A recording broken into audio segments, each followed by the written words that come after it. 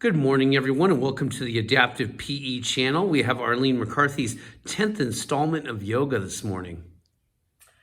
All right, good morning, everybody, and so great to see you this way, although I have to say, I've been thinking about you all and realizing how much I miss seeing you in person. So I'm grateful for this medium, but also just miss you as well. So today I thought I would suggest the intention of resilience and focus on a few things that'll help us maybe build resilience and calm in our lives during this time. And of course, resilience is always something that is that we want to build upon, or something that we want to encourage more of. So I think it's good for any time in our lives, but certainly right now, something that can be certainly something that we would really want to cultivate. Okay, so the way I thought we would do that is to focus in on one particular pose, and that is downward dog. Oftentimes we kind of go through downward dog, we move through it quickly, and we don't linger there. So we're going to kind of break things down and really focus on that today. And so, and then, of course, we'll, use our breath as we usually do. And so I thought for starting off that we would try lying down on a mat. And actually, before we get started, you may want to have a couple of props. So you could, I have a block, but you could use, if you have a block, that's great, but you could use a book. Probably have a book at home, and a book would work great. And then I have a strap, and if you don't have a strap, you could even just use a towel, a longer towel that you could wrap around. I'll show you how to wrap it around your leg. Okay, so we're going to start off lying down, and you could always do this if you're not comfortable getting down onto the floor. You could do this, on a bed even. And we're going to start off, because hamstrings are really important, we're going to start off by focusing on the hamstrings, which are the muscles in the back of the leg. And so we're going to, starting with our left leg, or my left leg, and actually before you even do that, let's just start off lying down. And taking a breath here.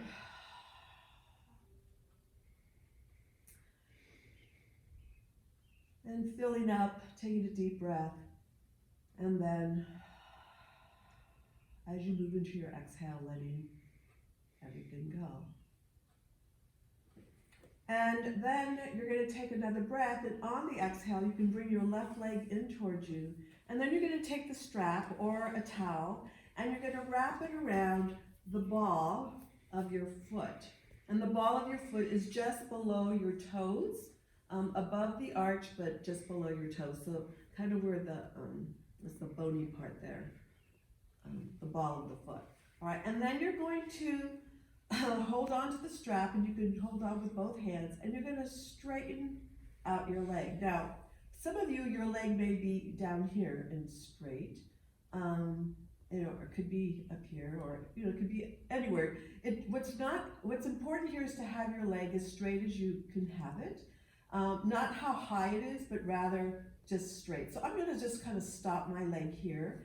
And the other thing is that you want to have your leg, let's say, or your knee, not locked. So you don't want to be bulging the back of your knee out, but rather just have a very soft little softness there, I'll say. It's not really bent.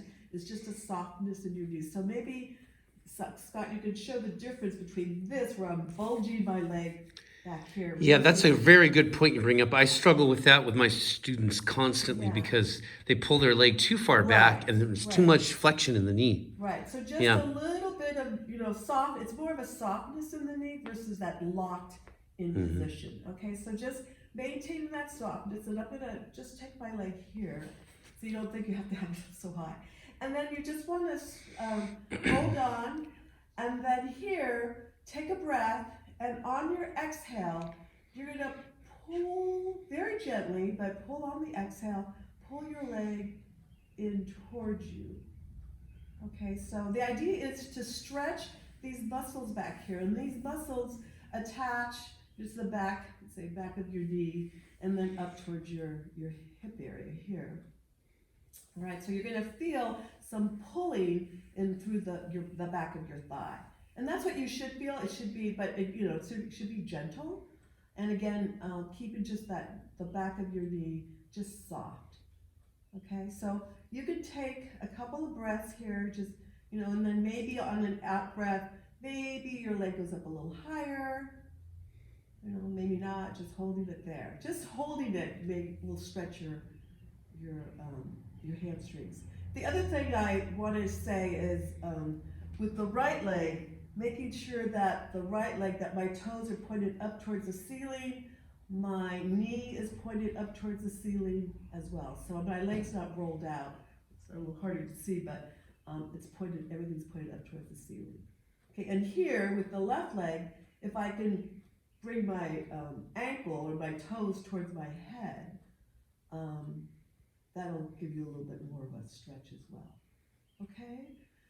All right, so then to release this, you're going to bend your knee and then release the strap, and you can let the left leg back down. Take a breath, pause here, and here you may notice that maybe the left side feels just a little bit longer, a little bit more space on the left side. Okay, and then you're going to take a breath, and on your exhale, bring the right leg up, or the right knee up towards you now. You'll do the same thing on the other side. So you're going to take the strap, wrap it around the ball of your right foot now. Gently begin to, okay, I'm going to bring my leg down here. Straighten out that right leg now. Check in with the left, that the toes are pointed upward, the knee is up. All right? And then here again, holding on, just gently pulling on the out breath, pulling the right leg up towards you, wherever that may be. Okay, again, you could be down here, and that's totally fine, as long as you're starting to feel a little bit of kind of a stretching, an opening through that hamstrings. Okay, and then on every out breath, while you're here, you're maybe you could go up a little bit higher, maybe. Okay, and again, just focusing on that. You've got a little bit. This knee is soft. It's not, you know, locked in. Just soft. Okay.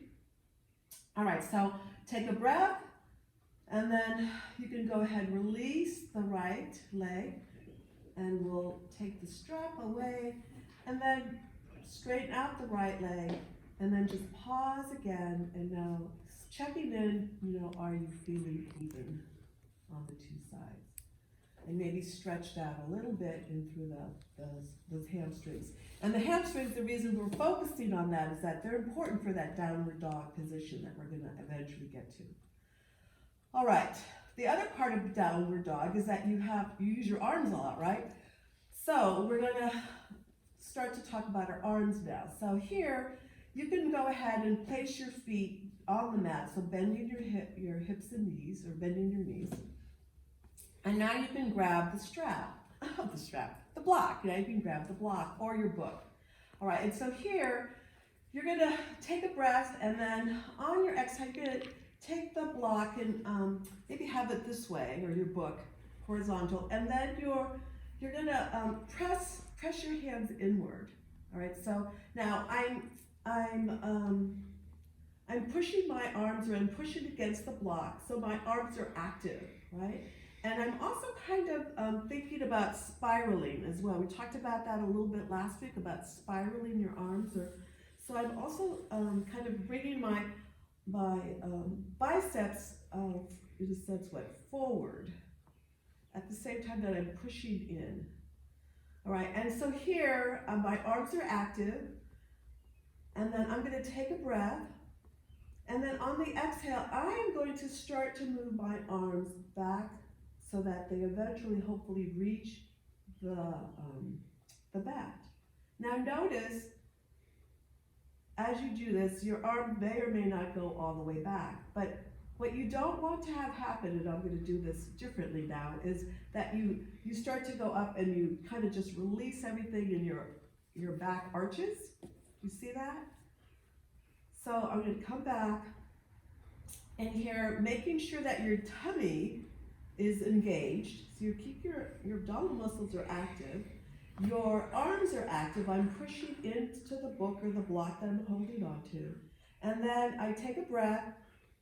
And as I'm breathing in, I'm expanding, I'm taking my arms back, and everything is active. And only, hopefully, only my shoulders are really moving, not my whole trunk. Hopefully I did that, Scott. Yeah, you did. Okay, and then as I exhale, on my next exhale, I'm going to bring the arms back to where I started. Okay, so we're going to do that one more time. Take on the inhale, taking the arms back. Okay, you can pause here, and maybe you reach the mat, but keeping the arms active. I'm still pushing into that block. Okay, and then as I go to take and actually I should point out here that your neck isn't, you're not looking way up this way. Your neck, your chin is tucked in as well. So, and then as you take a breath and then move into your exhale, you can bring your arms all the way back. And this time we'll just take them down next to our sides and release the block. And actually just pause, because your arms should feel like they just did something. Well, they did. Okay. All right, so now we're going to go ahead and roll and get into our tabletop position. So slowly making our way. So we've been doing some preparing for where we're going to end up, which is downward dog. And we're going to get into this tabletop, and actually let me get here first again. So in this tabletop position, your knees are right underneath your hips. Okay, my hands or my wrists, actually I should say, are underneath my shoulders. And then I'm going to turn this way so you can, again, look at my hands. And my hands, my fingers are spread out, all right? And my fingers, I'm pushing in through the pads of my fingers, right? My fingers aren't flat. They're actually kind of curled up a little bit. And again, hopefully maybe Scott can show you that. And then just to kind of work the wrist a little bit, because with downward dog, you're putting, you're working your wrist. We're going to stretch them a little bit. So you're going to move forward, and that'll change the pressure. You're going to move back. Okay. And then the other thing I wanted to point out that I didn't do just now is that your arms are spiraled again. Okay, so the eye of my elbow is facing forward. So my arms are active in this position. Okay, so again, leaning forward, leaning back. And then we can do this kind of thing where we turn our fingers to face us. And, it might be for you that one arm or one hand at a time is enough. This might be too much, so you may want to do something like this. Okay, but you just want to change the position of your wrist just to change the orientation. And if you can, you could always do both together, but you don't need to do that. You can just do one at a time, move back and forth a little bit. Okay, go to the other side if you haven't done that yet. Okay, so just getting our wrists stretched, moved, and if this is, if this is too much, you could even use a block here if all of this is too much for you. Actually, that would be. That's a good adaptation. Yeah. And I could tell you from experience, a lot of my clients have a lot of wrist issues, Yeah. and a lot of it's fascia and simply just tightness. Yeah. If I can get them to wrist vent on a regular basis, they're not going to have that pain. Right. Yeah. And, I would say that, I'm coming pretty forward, but again, this might be okay. This is okay to do, like this. Again, the block can be something you could use if you need that to start. Okay, again, always meeting yourself where you are, and that's part of we talked about patience last week, and also resilience. All right, so from here, we've been preparing here, but We're gonna, now the next thing is to move into just to activate our abdominal muscles a little bit more. We're gonna move into our cow position, so taking a breath, and then moving to your cat position. And here really focusing on engaging the belly, rounding the back. We're gonna use that as we move into downward dog in a little bit. Okay, so again, moving with the breath, so you breathe in this cow position, and then exhale as you move into your cat position, okay? And then what we're gonna do is, we're gonna gradually now, this is an in-breath, we're gonna start to tuck our toes under as we start to move into an exhale. You start off with your cat, and then you can push with your arms and lift with your belly, with your abdominal muscles, and you move into your downward dog. Okay, so here, it should look kind of like a V. So your arms are active, you're pushing down, and your hips are reaching up towards the ceiling, right? Now, your heels don't have to be on the ground. If you have that, ability, great, but it doesn't have to be there. That stretching that we did earlier of the hamstrings, this is where it comes in, handy. All right, so here. And then eventually, I know for some of you this is a difficult position, and eventually this can become a position of calm and relaxation and actually want to rest. Here, if you notice, my ears are in alignment with my arms, or with my arms. Okay, and here maybe try taking 5 breaths in this position. So, if you can. If 5 is too much, 3 is okay. And then you can move down to your, back to your tabletop. Okay, so again, active arms, active belly, especially on the out breath, and hips rising up towards the ceiling. Okay, and then when you're ready, you want to, as you move into an in-breath, you can start to look forward, start to shift your weight, bend your knees. We're back to our tabletop. Take another breath. So we move into your cow, and then to rest, you can just move into your child's pose. And here you're going to put your toes together, open your knees, and then gradually, as far as you can, whatever is comfortable for you, move into your child's pose. Now, for some of you, this may be too far down. You can always put like even blocks behind your knees so you don't go as far. You could put a roll, you could put a pillow behind here to not, bend your knees quite so much if that's uncomfortable. You can put something under your head if this is too far down, to support your head. You don't have to go as far down this way. A lot of variations to support you. Okay, so I'll show you this one here. And then just breathing here and resting and letting the benefits of the practice that we've just gone through begin to integrate into your body. From here, what you could do is move back, go back to another downward dog.